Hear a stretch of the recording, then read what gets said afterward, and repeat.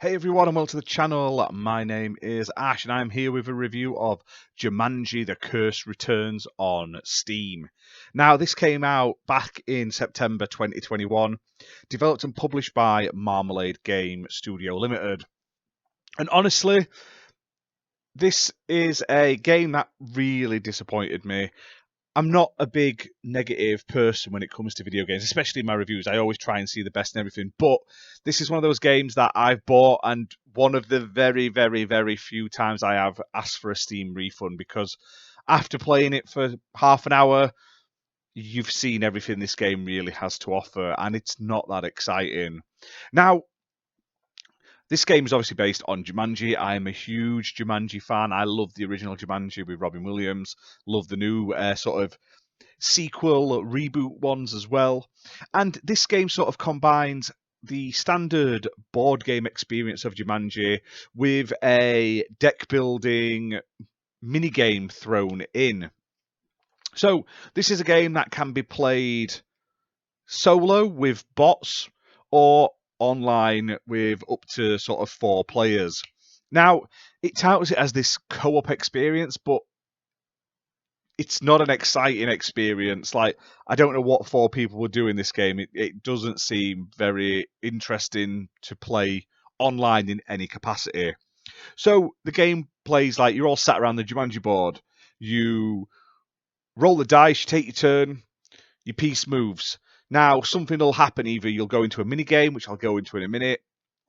A negative may happen, or a benefit, or something like that, which will affect future mini games. Maybe you'll have to move back or stuff like that. And you'll basically keep doing this until someone gets to the middle of the board and the game ends. That's it. Now, you'll keep playing these different mini games as you progress, but they are all basically exactly the same. And in this mini game, you have to defeat a selection of enemies, all like animals or plants, things based from the Jumanji universe. And you do this by using a variety of cards, like a deck building style gameplay. Now, some of these are attack cards that do damage, other ones give you a buff to your magic, and others sort of buff your team up. Now, gameplay wise, it's very simple. Once you get your magic full, you can do like a token attack, which does a lot of damage, or if you get your teamwork ability up there, it also does like a multiple attack on all enemies.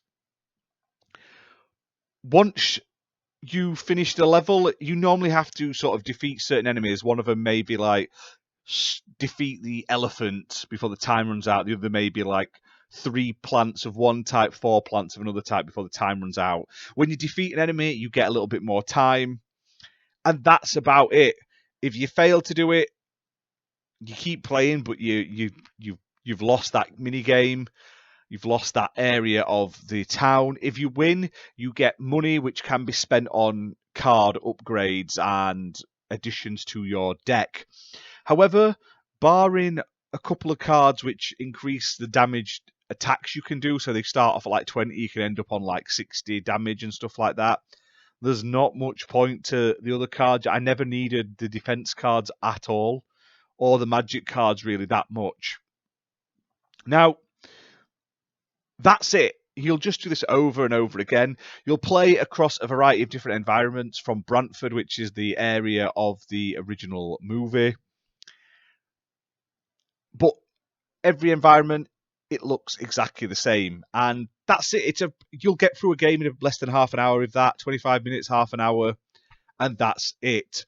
Now, there has been additions to the game. Now, there is a free movie expansion that was released for a limited time, and that basically includes the 4 movie characters. So you've got like Ruby, you've got Jack Black's character, Shelley, all those ones. You get 7 new dangers, so new enemies to deal with, and 5 new locations. So you'll play across the movie's environments, which is nice. However, it's exactly the same game again. So you start on that one. Instead of playing the board game, you're trying to restore the Jaguar's Eyes jewel to save Jumanji.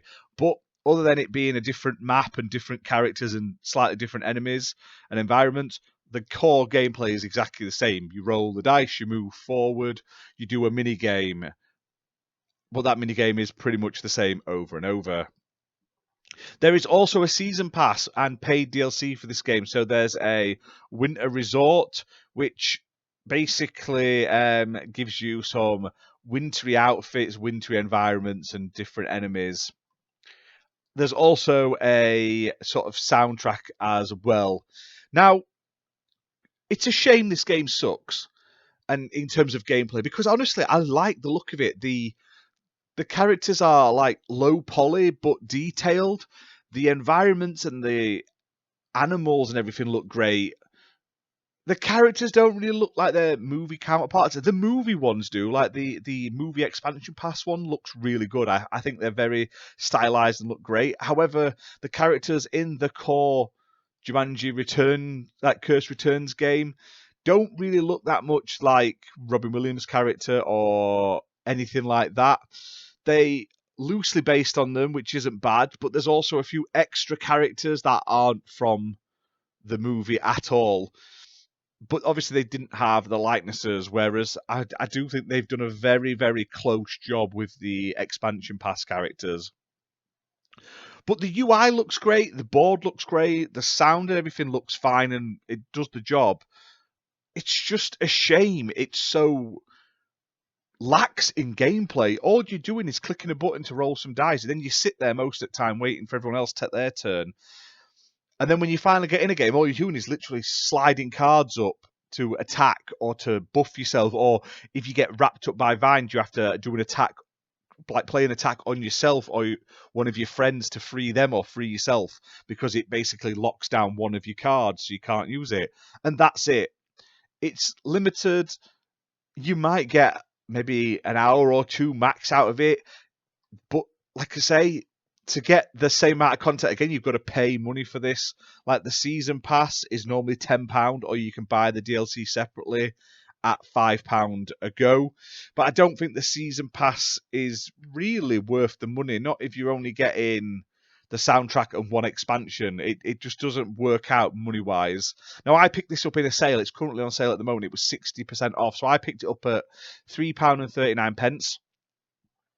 And honestly, I've already requested a refund, and I don't do that very often, but I honestly felt like I was being ripped off because there was so little content to it without having to buy more of it.